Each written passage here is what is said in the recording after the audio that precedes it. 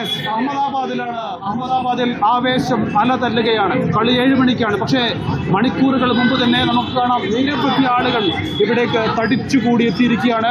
ഇതിൽ ടിക്കറ്റ് കിട്ടിയവരുണ്ട്, കിട്ടാത്തവരുണ്ട്, എല്ലാവരുമുണ്ട്. India India India India India India. Yes, ഈ മനുഷ്യൻ ഇന്നലെ മുതൽ ഇവിടെ ഉണ്ട്. वो आपके नाम क्या है भैया?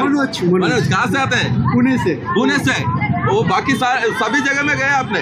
बहुत सारे जगह में गया हूँ. 2030 का भी वर्ल्ड कप फाइनल में इधर देखा हूँ. दो हार्ट वाला वहाँ से उतना वो पहले आज का मैच के बारे में क्या है? आज तो 100% जीतेगा क्योंकि वो लव में कन्वर्ट होना चाहिए. इंडिया जीतेगा, जीतेगा, जीतेगा, इंडिया जीतेगा. ഈ ആവേശമാണ്. കാരണം ഇന്ത്യ തുടർച്ചയായി ഫൈനലിൽ എത്തിയിരിക്കുകയാണ്. കിരീടം നിലനിർത്തുക എന്നുള്ള വെല്ലുവിളിയാണ് ഇന്ത്യക്കുള്ളത്. ആ വെല്ലുവിളി ഏറ്റെടുത്തിരിക്കുകയാണ് ഇന്ത്യ. ആ ആവേശം പരമാവധി 1,32,000 കപ്പാസിറ്റിയുള്ള ഒരു സ്റ്റേഡിയമാണ് എന്ന് ഓർക്കുക. അവിടെ ഇന്ത്യ വിജയം കൊണ്ടുവരുമെന്നുള്ള വലിയ പ്രതീക്ഷ. വലിയ കോൺഫിഡൻസിലാണ് ഇന്ത്യൻ ടീം ഉള്ളത്. ഇന്നലെ പ്രാക്ടീസിന് ഇന്ത്യൻ ടീം എത്തിയിരുന്നത്. അപ്പോൾ ഇന്ത്യൻ ടീം കുറെ അധികം നേരം, ഏതാണ്ട് 3 മണിക്കൂർ നേരം ഇതിന് ഹിന്ദിയിൽ എന്താ പറയാന്ന് ചോദിക്കണം. इसके क्या बोल रहे हैं?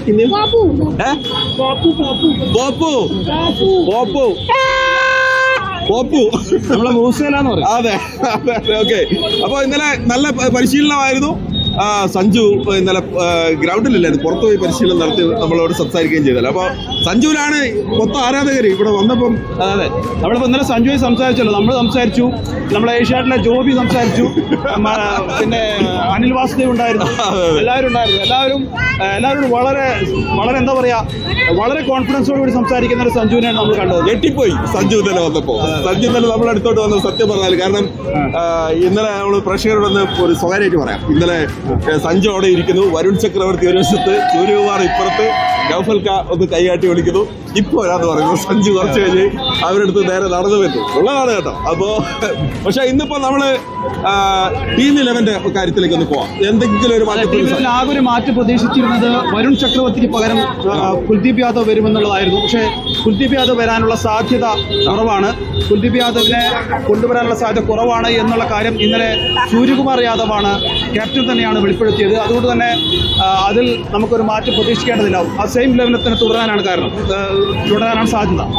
അപ്പോൾ ഇന്ത്യൻ ടീമിൽ മാറ്റത്തിന് ഒരു സാധ്യത നമ്മൾ കാണുന്നില്ല. വിന്നിംഗ് കോമ്പിനേഷൻ അതേപടി നിലനിർത്തും എന്നുള്ളതാണ്. അപ്പോഴും നമ്മൾ പ്രതീക്ഷിക്കുന്നത് കുറെ കൂടി ഉത്തരവാദിത്തത്തോടു കൂടി ഇന്ത്യയുടെ ബൗളർമാർ വരണമെന്നുള്ളതാണ്. റൺസ് വിട്ടുകൊടുക്കുന്നതാണ് ഒരു പ്രശ്നം. പക്ഷേ പിച്ച് വളരെ പ്രധാനപ്പെട്ട ഫ്ലാറ്റ് വിക്കറ്റ് ആണെങ്കിൽ ബൗളർമാരെ പറഞ്ഞിട്ട് ഒരു കാര്യവുമില്ല. വരുൺ ചക്രവർത്തി റൺസ് വിട്ടുകൊടുത്തതിനെ കുറിച്ച് നമുക്കൊന്നും പറയാനില്ല. കാരണം അത്രയും ഫ്ലാറ്റായ വിക്കറ്റിൽ റൺസ് സുഗമമായി നേടാൻ കഴിയുന്ന വിക്കറ്റിൽ ബോളർമാർക്ക് ഒരു പിന്തുണയും ഇല്ലാത്ത വിക്കറ്റിൽ ആണ് ഇങ്ങനെ റൺസ് വഴങ്ങിയത്. അതുകൊണ്ട് തന്നെ അത് പറയാൻ നമുക്ക് പ്രത്യേകിച്ച് കാര്യമൊന്നുമില്ല.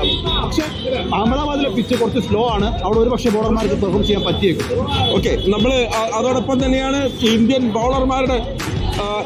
ബൗളർമാരുടെ പ്രകടനം പോലെ തന്നെ നമ്മൾ PCR മൈക്ക് കുറെ കൂടി ആളുകളുടെ ശബ്ദം കാരണം അവിടെ കേൾക്കാത്തൊരു പ്രശ്നം അവർ പറയുന്നത്. അപ്പോൾ ഓക്കെ, ഈ ഇന്ത്യൻ ബാറ്റർമാരുടെ ഒരു പക്ഷേ അഭിഷേക് ശർമ്മയുടെ ഒരു പെർഫോമൻസ് ഇന്ന് വളരെ ക്രൂഷ്യലാണ്. കാരണം തുടക്കത്തിൽ ഒരു വിക്കറ്റ് പോകുക എന്നുള്ളത് നമുക്ക് വലിയ സങ്കടം ഉണ്ടാക്കുന്ന കാര്യമാണ്.